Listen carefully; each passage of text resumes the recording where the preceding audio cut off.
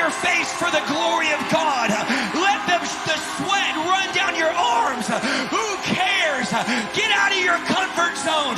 Get out of your complacency and say, God, break me tonight. God, shake me tonight. God, shatter me tonight. I need you to crush me. Isaiah can't heal you. Isaiah can't deliver you. There is no power in the name of Isaiah. Pray for the sick. In Isaiah's name, I can guarantee nothing will happen.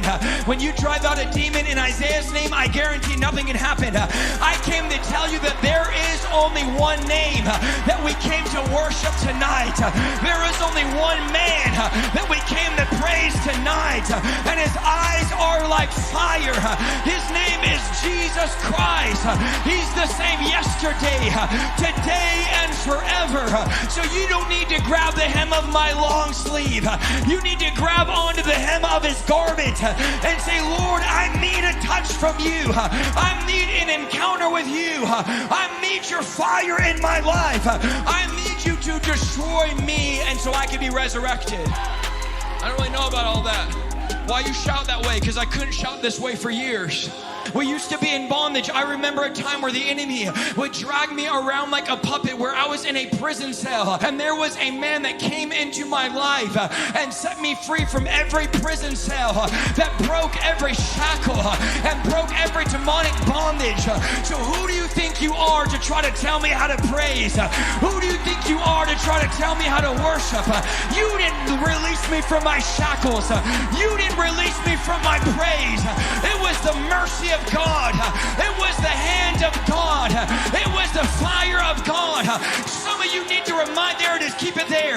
You need to remind yourself of what the vomit smelled like. You need to remind yourself of how dead you were in religion. And there's something missing. Like, I know we have church and we're gathering, but there's something more. There's another level of the Spirit of God. From the Spirit of revival is the Holy Spirit. And when the Holy Spirit comes upon you, you will receive power to set those in bondage free, to lay hands on the sick, and they will recover. And we have this, but we live below the standard. We get excited at meetings like this.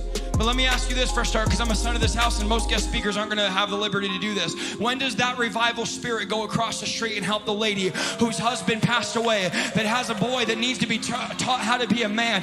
When does revival in here go to the lady next door who's elderly, who can't mow the lawn and can't afford the lawn service, and you get off your tail, off your TikTok, off your Facebook, off your Instagram, off your Hulu, your YouTube Premium, and your Disney Plus, and you say, maybe I'll let revival go mow that lawn.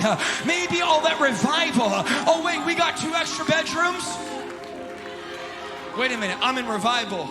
Maybe I should start doing foster care. Do you want to know why Reformed and conservatives and Calvinists laugh at us and Baptists laugh at us? Because they're out adopting children while we're speaking in tongues.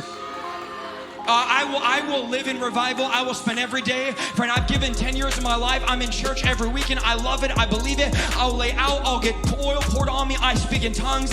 I'm as charismatic, Pentecostal as they possibly come. I believe in the gifts of the Spirit. I believe there's no substitute for revival at an altar. There's no substitute for laying hands on the sick. But I'm wondering, at what point do you keep getting hands laid on you over and over and over, and you say, I'm going to let the fire that's on the inside of me begin to impact the people around me. I'm going to begin to actually lay hands on those that are sick.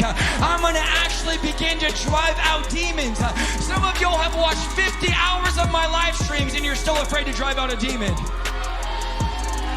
Pastor Paul and Pastor Kim every single week give you grade A Kobe filet mignon every single week. And you fill up your notebook, but you come to church by yourself. And I'm going, where's your disciples at? Is this good?